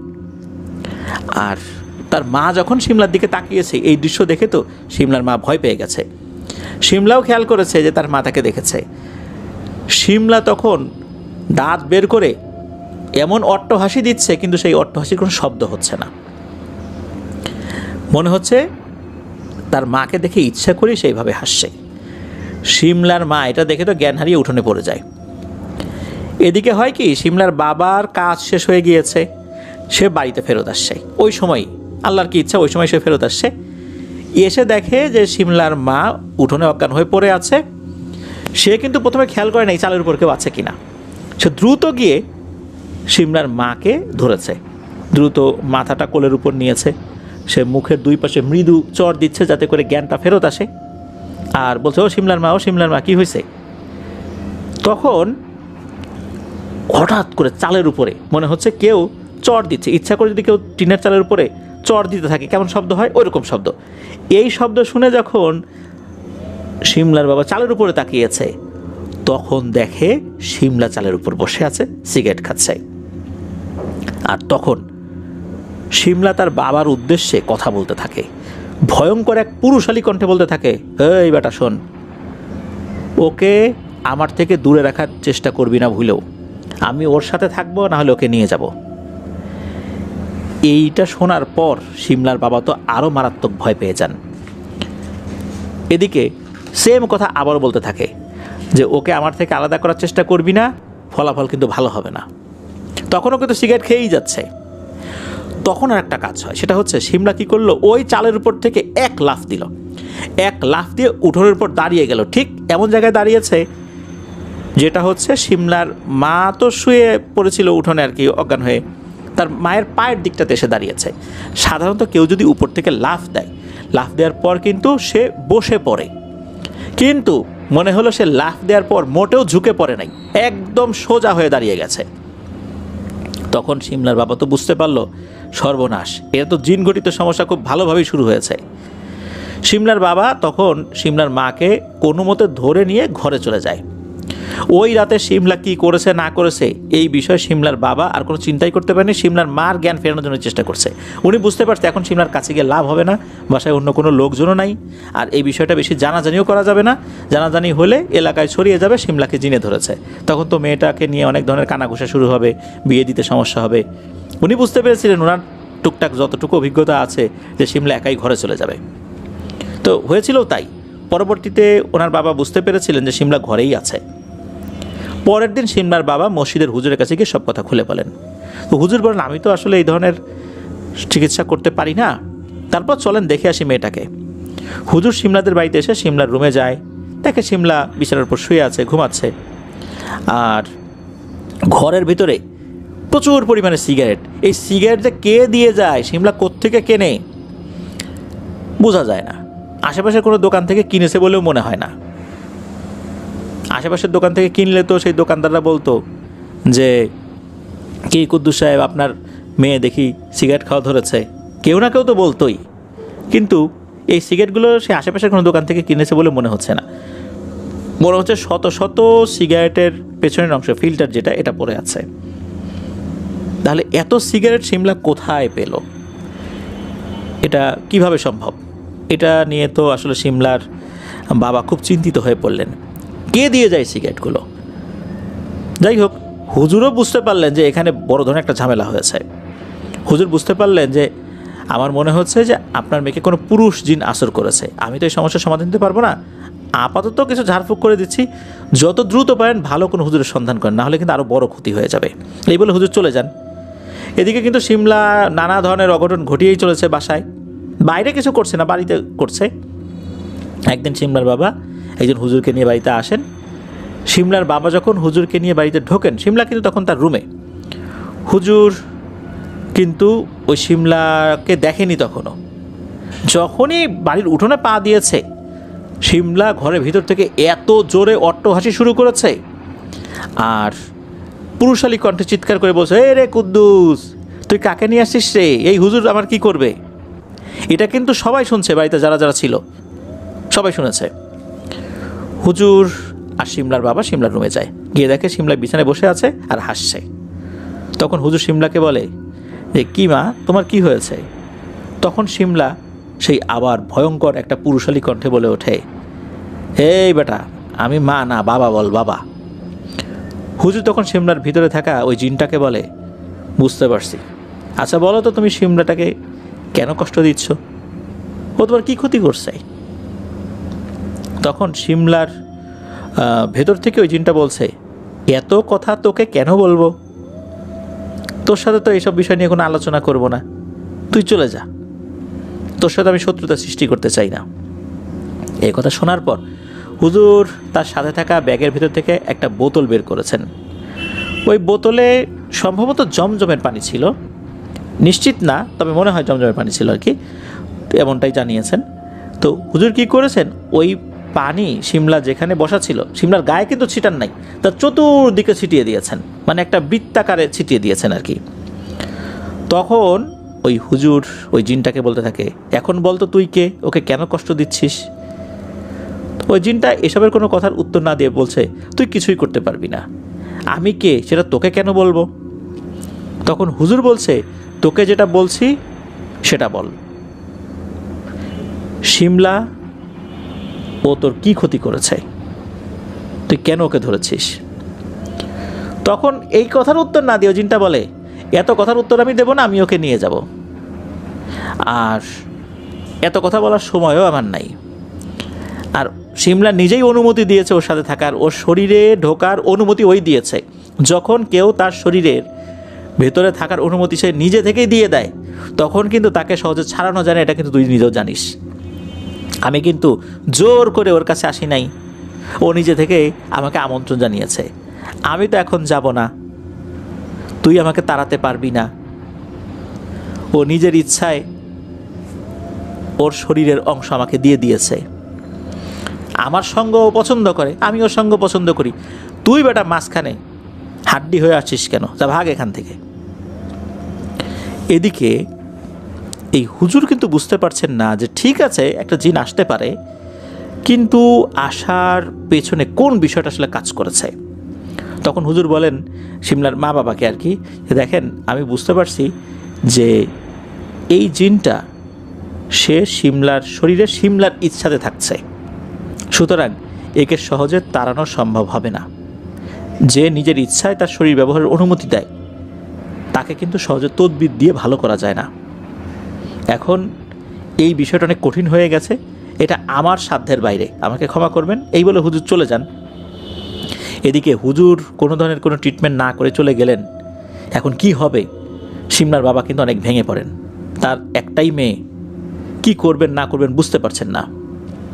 তখন সিমলার যিনি মা সিমলার বাবাকে বলেন, তুমি একটা কাজ করো, আমার ভাইকে খবর দাও, মানে সিমলার মামাকে খবর দেওয়ার কথা বলেছে। সিমলার মামার কিছু মানুষদের সাথে সম্পর্ক রয়েছে যারা এই টাইপের কাজ জানেন বা রাখি আর কি, এই টাইপের লোকদের সাথে পরিচয় আছে। তো আরও একটা কারণে তাকে খবর দিতে বলা হয়েছিল, কারণ শিমলাকে সামলানো যাচ্ছিল না। ওই বাড়িতে পুরুষ লোক বলতে শিমলার বাবা, সেও তো সবসময় থাকে না। তাকে যখন খবর দেওয়া হয়, শিমলার মামা, শিমলার মামি আর শিমলার একটা ছোট মামাতো ভাই আছে অল্প বয়স্ক, তো তারা চলে আসেন। তো চলে আসার পর দেখেন এই অবস্থা। তখন শিমলার মামার পরিচিত একজন ব্যক্তি, যার বাড়ি হচ্ছে সিলেটে, উনি বেশ বড় মাপের একজন হুজুর, তো ওনার কাছে যাওয়ার জন্য পরিকল্পনা করেন। সেই অনুযায়ী শিমলার বাবা এবং শিমলার মামা সেখানে যান। হুজুরকে সব কথা খুলে বলা হয়। তখন হুজুর বলেন যে দেখেন, আমি এইভাবে কোনো রুগীর বাড়িতে যাই না, রুগীকে নিয়ে আসতে হবে। রুগীকে যদি নিয়ে আসেন তাহলে আমি চেষ্টা করতে পারি আল্লাহর ইচ্ছায়। আমার পক্ষে রুগীর বাড়িতে যাওয়া সম্ভব না। আমার কাছে অনেক রুগী আসে, আমি যদি কারো বাড়িতে যাই তাহলে যারা আসে দূর দূরান্ত থেকে, অনেকেই মোবাইল ফোন ব্যবহার করেন না, তারা জানেন যে আমি সবসময় বাড়িতেই থাকি। দূর দূরান্ত থেকে লোকজন আসলে তখন কি হবে? আর অনেক রুগীর অবস্থা খুবই সিরিয়াস থাকে, তাদের কিন্তু অপেক্ষা করানোর মতো সময়ও থাকে না। এই জন্য আমি কোথাও যেতে পারবো না, মেয়েটাকে নিয়ে আসেন। এই কথা শোনার পর ওনারা আবার বাড়িতে চলে আসেন। এরপর শিমলাকে নিয়ে যাবেন এরকম পরিকল্পনাই করা হয়। এদিকে শিমলার কলেজে যাওয়া কিন্তু বন্ধ করে দেওয়া হয়েছে, কারণ কলেজে গিয়ে যদি সে এরকম সমস্যা করে তাহলে তো চারদিকে বিষয়টা ছড়িয়ে যাবে আর কি, একদম মাখামাখি হয়ে যাবে বিষয়টা, মানুষজন জেনে যাবে। ওনারা চাচ্ছিলেন না বিষয়টা মানুষজন জানুক, এর মধ্যেই বিষয়টা সমাধান করে ফেলতে। এদিকে সিলেটে সেই হুজুরের কাছে যাওয়ার প্রস্তুতি ওনারা নিচ্ছেন। শিমলাকে খাবার দিলে শিমলা কখনো খায়, কখনো খায় না, কখনো অর্ধেক খায়, কখনো পুরোটা খায়, কখনো কিছুই খায় না, এমনও হয়। কিন্তু এদিকে ওনারা তো খুব চিন্তায় থাকাটা স্বাভাবিক। যাই হোক, হুজুর যিনি ছিলেন আর কি, যিনি বলেছিলেন যে আসবেন না আর কি কারো বাড়িতে, তো শিমলাকে ঠিকঠাক মতোই নিয়ে যাওয়া হয়। যাওয়ার পথে খুব বেশি আসলে সমস্যা হয়েছে এটাও বলা মুশকিল, তবে যাওয়ার সময় কিছুটা চিৎকার চেঁচামেচি করেছিল, যেটা হয় আর কি স্বাভাবিকভাবেই। তবে নিতে নিতে আর একটা ঘটনা ঘটে, এই ঘটনাটা বেশ মারাত্মক। তা হচ্ছে, হঠাৎ করে শিমলা মোচড়াতে থাকে। মোচড়াতে এমন একটা অবস্থা হয়, সে বাঁকা হয়ে যায়, তার শরীরটা আর সোজা হচ্ছে না। আরবি অক্ষর বা, আলিফ বা যেরকম, তার শরীরটা অনেকটা ওই রকম হয়ে যায়। এদিকে কোনোভাবেই শিমলাকে সোজা করা যাচ্ছে না। শিমলা যখন মোচড়াচ্ছিল মনে হচ্ছে তার হাড়গুলো কটমট করছে, মানে হাড়গুলো ভেঙে যাচ্ছে। তো ওই অবস্থাতেই তাকে তো নিয়ে যাওয়া হয়েছে, আর নিয়ে যাওয়া হয়েছে একটা মাইক্রো রিজার্ভ করে আর কি। সে এরকম করছে, বাঁকা হয়ে আছে, কোনোভাবেই তাকে কিন্তু সোজা করা যায়নি। যখন শিমলাকে নিয়ে যাওয়া হয় তখন হুজুর এটা দেখেছেন। হুজুর দেখেই বলেন যে মেয়েটাকে ঘরে নিয়ে যান। শিমলার মামা আর বাবা আসেন, শিমলার মাকে বাইরে রাখা হয়। হুজুরের নির্দিষ্ট একটা ঘরে যখন শিমলাকে নিয়ে যাওয়া হয়, হুজুর কি করেছেন, একটু পানি ছিটিয়ে দিয়েছেন। পানি ছিটিয়ে দেওয়ার সাথে সাথে মনে হচ্ছে শিমলা আবার মোচড়ামুচড়ি শুরু করেছে, আবার হাড়ে কটকট শব্দ হচ্ছে, আর শিমলার বডিটা একদম সোজা হয়ে গেছে। মানে শিমলা এখন একদম স্বাভাবিক হয়েছে, তার বডির যে স্বাভাবিক শেপ ওরকম শেপে চলে আসছে। এরপর শিমলার বাবাকে ওই হুজুর বলেন যে আপনি আমার বাসার পেছনে যান, গিয়ে দেখেন একটা জবা গাছ আছে। এই জবা গাছে একই সাথে লাল এবং সাদা জবা ধরে, ওখানে গিয়ে দুটো ফুল দেখবেন, একটা সাদা জবা আর একটা হচ্ছে লাল জবা, মানে রক্ত জবা। এই দুটো ফুল আপনি এক নিঃশ্বাসে ছিঁড়ে আমার কাছে নিয়ে আসেন। তো উনি সেখানে যান, গিয়ে দেখেন সত্যি ওই গাছে অন্য কোনো জবা ফুল নাই, এমনকি কোনো কড়িও নাই। যখন জবা ফুল ফোটে তখন দেখা যাচ্ছে আরও অনেক কড়ি থাকে ফুলের, যেখান থেকে পরবর্তীতে আবার পূর্ণ একটা ফুল বিকশিত হবে আর কি। এমন কিছুই নেই। যাই হোক, এটা দেখে উনি অবাক হয়েছেন। ফুল দুটো উনি এক নিঃশ্বাসে ছিঁড়ে হুজুরের কাছে নিয়ে এসেছেন। এরপর শিমলাকে একটা বৃত্তের মধ্যে বসিয়ে দেওয়া হয়। ওখানে বসার পর হুজুর উনি ওনার মতো করে রুকিয়া করেছেন। ওখানে ছিলেন শুধু ওই মেয়েটা, অর্থাৎ শিমলা আর হুজুর। অন্যদেরকে তখন ঘর থেকে বাইরে বের করে দেওয়া হয়। প্রায় 1 ঘন্টার মতো এরকম চলে। এরপর হুজুর ভেতরে সবাইকে ডাকেন, সবাই ভেতরে আসে। দেখা যাচ্ছে যে শিমলা বসে আছে, মোটামুটি তখন স্বাভাবিক, একদম স্বাভাবিক আর কি। ক্লান্তি আছে, যেহেতু দীর্ঘ একটা জার্নি করে আসে, শরীরের উপর একটা ধকল গিয়েছে, যে মোচড়ামুচড়ি করেছে, শরীরের হাড়ে একটা ক্ষতি হয়েছে, এইটার একটা ধকল তার চোখে মুখে স্পষ্ট হয়ে উঠেছে। হুজুর তখন বেশ কিছু কথা বলেন। তা হচ্ছে যে শিমলার উপর যে জিনটা আসর করছে এটা মূলত একটা আশিক জিন। এই আশিক জিন অদ্ভুত একটা কাপড়ের মাধ্যমে চলে এসেছে। এই কাপড়টা কোথা থেকে এসেছে এটা হুজুর বলতে পারেননি বা বলেননি। ওই কাপড়টা যখন শিমলা টাচ করেছে এর মাধ্যম দিয়ে ওই জিনের সাথে একটা সম্পর্ক হয়ে যায়, আর এরপর থেকেই ওই জিনটা তার স্বপ্নের মধ্যে আসতে শুরু করে। এরপর যেটা হয়, শিমলা নিজের ইচ্ছায় ওই জিনটাকে শিমলা শরীর ব্যবহার করার অনুমতি দিয়েছে। আর এই কারণে এমন একটা কানেকশন তৈরি হয়ে গেছে ওই আশিক জিনের সাথে শিমলার, যে এখন যদি ওই জিনটাকে বন্দি করা হয় বা হত্যা করা হয় তাহলে এর একটা মারাত্মক প্রভাব শিমলার শরীরের উপরে পড়বে, সে মারাও যেতে পারে। আর হুজুর জানান যে উনি ওনার পালিত জিনদের সাথে কথা বলেছেন, সেই জিনটাকে হাজির করে সেই জিনের সাথেও কথা বলেছেন। এই জিনটাকে আসলে এখন বন্দি করা বা হত্যা করা সম্ভব নয়। যদি হত্যা করা হয়, বন্দি করা হয়, শিমলা মারা যাবে। এমনটা না যে অন্য কোনো জিনে এসে মেরে ফেলবে। ওই জিনটা শিমলার শরীরে এমন কিছু করে দিয়ে রেখেছে যে যদি ওই জিনটাকে কোনো ক্ষয়ক্ষতি করা হয় তাহলে এর প্রভাব মারাত্মকভাবে শিমলার উপর এসে পড়বে। তবে হুজুর এতটুকু সমাধানে এসেছেন যে ওই জিনটা শিমলার শরীর আর ঢুকবে না, শিমলার স্বাভাবিকভাবে জীবনযাপন করবে। তবে শর্ত একটাই, শিমলার কখনো বিয়ে হবে না, এটা হতে দেবে না বা এটা হবেও না। তখন হুজুর বলে দেন যে এটা ছাড়া আর কোনো উপায় নাই, কারণ শিমলা যদি নিজের ইচ্ছায় ওই জিনটাকে তার শরীর ব্যবহারের অনুমতি না দিত তাহলে কিন্তু এই সমস্যার সমাধানটা অনেক সহজ হতো। কিন্তু এটা হয়নি, শিমলা না বুঝেই এই কাজটি করে ফেলেছে, যার কারণে এই সমস্যাটা সৃষ্টি হয়ে গেছে। এখন এটা সমাধান একটাই, শিমলা বেঁচে থাকবে, শিমলা স্বাভাবিক থাকবে, তবে তার কোনো বিয়ে হবে না, এটাই সমাধান, এছাড়া আর কোনো সমাধান নেই। এই কথা শোনার পর শিমলার মা বাবা, ওনার মামা খুব একটা দীর্ঘশ্বাস ফেলেন যে একটা মেয়ে এইভাবে পুরো জীবনটা পার করে ফেলবে। হুজুর বলেন যে আপনার আল্লাহর কাছে দোয়া করেন, আল্লাহ তাআলা চাইলে অনেক কিছু সম্ভব, তবে এটা চিকিৎসা বিদ্যায় সহজে ভালো হবে না, এটা একদম তার সাধ্যের বাইরে, এটা ওই হুজুর জানিয়ে দেন আর কি। তো ওখান থেকে শিমলাকে নিয়ে আসা হয়।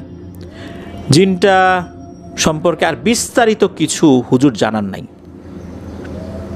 তো ঘটনা 2016 সাল থেকে শুরু, এখন 2026 সাল। শিমলার বর্তমান বয়স প্রায় 29 বছর। শিমলা দেখতে কিন্তু মাশাআল্লাহ অনেক সুন্দরী। তার বিয়ে শাদীর প্রস্তাব আসে, ছেলেপক্ষ দেখে যায়, কিন্তু দেখে যাওয়ার পর আর যোগাযোগ করে না। পাত্রপক্ষ অর্থাৎ শিমলার বাবা কুদ্দুস সাহেব যখন ওই পাত্রপক্ষের সাথে যোগাযোগ করেন তখন পাত্রপক্ষ জানিয়ে দেয় যে শিমলাকে দেখে তাদের পছন্দ হয়নি, অথচ পছন্দ না করার মতো মেয়ে সে না। এভাবেই চলছে 2016 সাল থেকে আজ 2026 সাল। শিমলার এখনও বিয়ে হয়নি। শিমলা তার আচার আচরণে কখনো অস্বাভাবিকতা প্রকাশ করেনি বা মানুষও তার এখন পর্যন্ত অস্বাভাবিকতা দেখেনি, বিশেষ করে হুজুরের কাছ থেকে আসার পর। কিন্তু এভাবেই চলছে। বিয়ে হবে না জেনেও কিন্তু শিমলার মা বাবা বসে নাই, তারা কিন্তু তাদের জায়গা থেকে চেষ্টা করলেও ফলাফল ওই একই হয়। পরবর্তীতে তারা না করে দেন যে শিমলাকে দেখে তাদের পছন্দ হয়নি। এভাবেই চলছে, এখনও চলছে। শিমলার জন্য আপনাদের ওয়ার্ল্ডের পক্ষ থেকে দোয়া রইল, আল্লাহ তাআলা তার এই সমস্যাটাকে দূর করে দিন। আপনারা সবাই দোয়া করবেন, কারণ এই জীবন একটা ভয়ঙ্কর অভিশপ্ত জীবন। এভাবে একটা সময় পর্যন্ত চলা যায়, পরবর্তীতে শিমলার মা বাবা যখন থাকবেন না এই পৃথিবীতে, শিমলা অনেক একা হয়ে যাবেন, কারণ তার তো অন্য কোনো ভাই বোন নেই। আর একা একটা মেয়ের জীবন ধারণ করা এই সমাজে কতটা যে কঠিন এটা কিন্তু আমরা সহজেই বুঝতে পারি। আল্লাহ তাআলা শিমলার এই সমস্যাটাকে দূর করে দিন, সেজন্য আবার স্বাভাবিক জীবনে ফেরত আসতে পারে, আমরা সেই দোয়াই করব। ধন্যবাদ জানাচ্ছি রাকিব ভাইকে আপনার পাঠানো দুটি ঘটনার জন্য। প্রথম ঘটনা তো আমরা শুনলাম, শিমলার ঘটনাও শুনলাম। তো প্রিয় লিসেনার্স, আপনারা যারা ধৈর্য ধরে পুরো এপিসোডটি শুনেছেন, আপনাদের জন্য ধন্যবাদ এবং শুভকামনা রইল। আল্লাহ তাআলা আমাদেরকে হেফাজত করুন, নিরাপদে রাখুন। যখন কোনো বিষয় সন্দেহজনক মনে হবে, যে এমন কোনো বিষয় যেটার মধ্যে এমন কোনো সন্দেহজনক জিনিস রয়েছে, সেই জিনিসটা আমরা হাত দেব না। যদিও বা এটা সবসময় বোঝা সম্ভব নয়। স্পেশালি এমন কোনো জিনিস মাটির নিচ থেকে তোলা হয়েছে বা অনেক পুরনো কোনো জিনিস যেটার মুখ আটকানো রয়েছে, এই জিনিসগুলো খুলতে যাওয়া মোটেও উচিত নয়। তাতে করে কিন্তু বিভিন্ন ধরনের সমস্যা হতে পারে। এরপর আমরা নিজেরাও ভুল করে এমন কিছু কাজ করে ফেলি যেটা মোটেও উচিত নয়। যেমন কোনো একটা জাদুর নকশা কারো উপর জাদু করা হয়েছে, এই নকশাটা আমরা হাত দিয়ে ধরে ফেলি, এটা কিন্তু মোটেও উচিত নয়। এটা অবশ্যই হাতে কোনো আবরণ বা হাতে কোনো পলিথিন ঢুকিয়ে নিয়ে তারপর ধরতে হবে, বা কোনো গ্লাভস পরে নিয়ে তারপর ধরতে হবে। তাছাড়া কিন্তু এটা ধরা উচিত নয়। এতে করে এটা একটা মারাত্মক প্রভাব তা কিন্তু ওই ব্যক্তির উপর পড়ে যায়। এরপরে আমরা কি করি, কোনো তাবিজ পেয়েছি, তাবিজটা খুলে ফেলি, খুলে দেখি ভেতরে কি আছে। এভাবেও কিন্তু তাবিজ খোলা উচিত নয়। এভাবে তাবিজ খুললেও কিন্তু ক্ষতি হতে পারে, আশেপাশে থাকা ব্যক্তিদেরও ক্ষতি হতে পারে। একটা নির্দিষ্ট পদ্ধতিতে রুকিয়া করে এই তাবিজের কার্যকারিতা ধ্বংস করতে হয়। এটা কিন্তু যারা এক্সপার্ট আছেন তাদের কাছ থেকে জেনে নিতে হবে, বা তাদের কাছে নিয়ে গিয়ে এগুলো ধ্বংস করতে হবে। এগুলো নিজের হাত দিয়ে হুট করে ধরা মোটেও উচিত নয়। আরও একটি কথা না বললেই নয়, আমার মনে হয় এই বিষয়টা আমাদের সবারই জানা প্রয়োজন। আমরা দেখতে পাই আশেপাশে অনেক রুকিয়া সেন্টার, অনলাইনে বিজ্ঞাপন হচ্ছে, বিভিন্ন জায়গায় সাইনবোর্ড টানানো হচ্ছে, কিন্তু দেখা যাচ্ছে যে এই সমস্ত জায়গায় গিয়ে বহু টাকা নষ্ট হয়ে যাচ্ছে, তেমন কোনো ফলাফল হচ্ছে না। সাময়িক ফলাফল হচ্ছে, কিন্তু স্থায়ী সমস্যার সমাধান হচ্ছে না। আবার দেখা যাচ্ছে প্রত্যেকটা সেশনে কিন্তু মোটা অঙ্কের টাকাও চলে যাচ্ছে। আবার যারা রুকিয়া সেন্টারগুলো পরিচালনা করছেন তারা বলছেন তারা সম্পূর্ণ শরিয়া ভিত্তিতে রুকিয়া করে থাকেন, কোরআন হাদিসের আলোকে তারা ঝাড়ফুঁক করে থাকেন। ঝাড়ফুঁক করা সুন্নত, তাবিজ ঝোলানো যাবে না, তাবিজ ঝোলানো শিরক, এগুলো কিন্তু বলছেন। তারপরও কেন সমাধান হচ্ছে না? কেন খুব অল্প সংখ্যক মানুষ এটা থেকে কোনো একটা রেজাল্ট পাচ্ছেন, আবার দীর্ঘ সংখ্যক মানুষ এটা থেকে কোনো ফলাফল পাচ্ছেন না?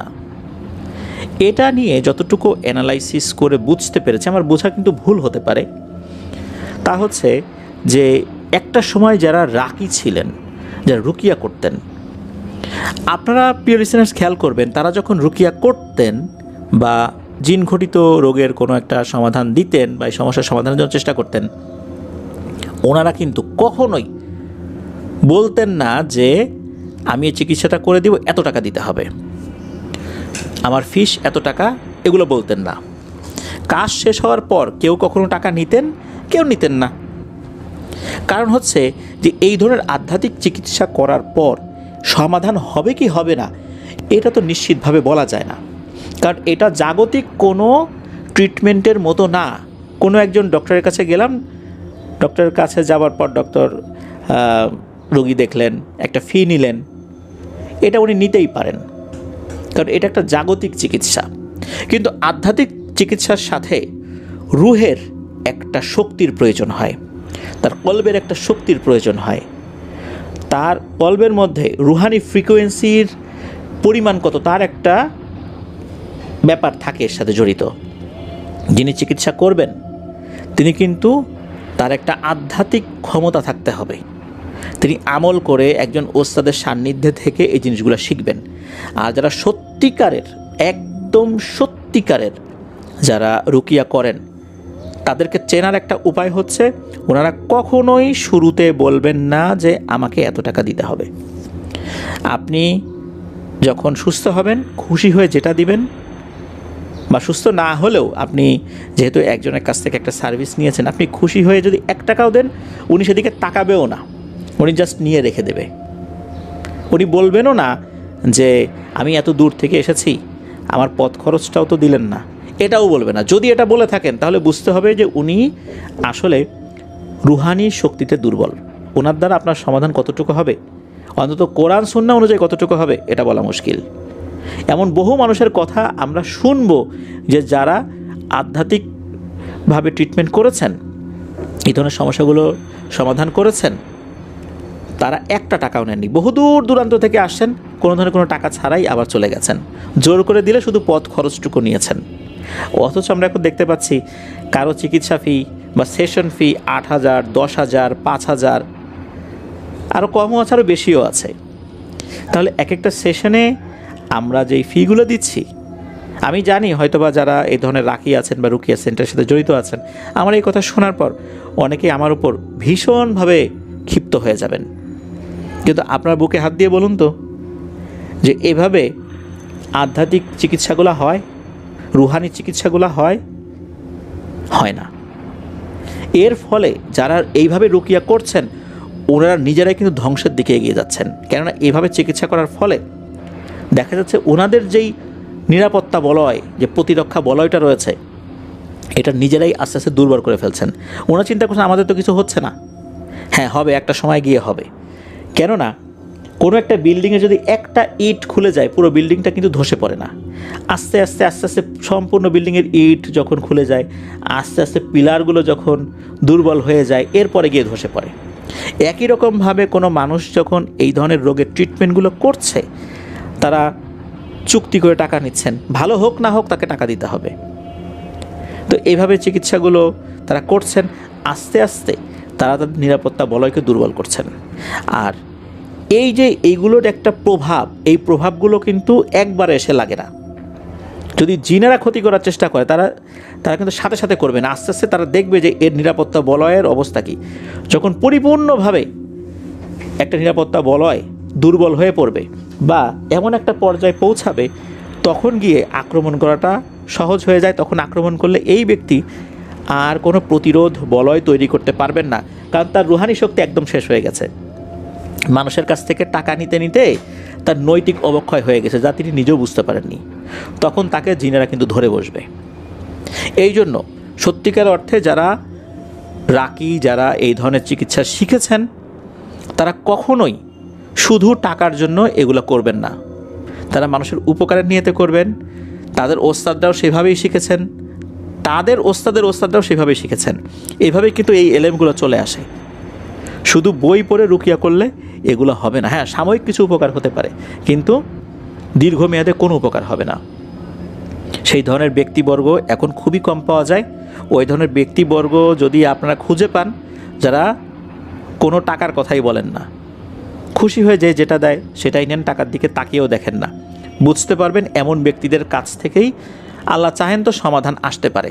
অন্য ব্যক্তিদের কাছ থেকে যারা টাকা নিচ্ছেন, তাদের কাছ থেকে সাময়িক সমাধান আসলেও এটা স্থায়ী হবে কি না এটা বলা মুশকিল। আর মুখে বলছে যে আমরা কোরআন সুন্নাহ অনুযায়ী চিকিৎসা করছি, কিন্তু এই যে চুক্তি করে টাকা নিচ্ছে, এটা কি কোরআন সুন্নাহ অনুযায়ী হচ্ছে?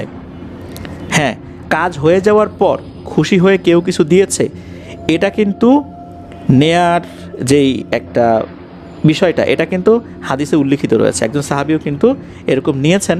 উনি সাপে কাটা রোগীর একটা চিকিৎসা করেছিলেন। সূরা ফাতিহা পড়ে ফু দেওয়ার পর আল্লাহর রহমতে উনি ভালো হয়ে যান।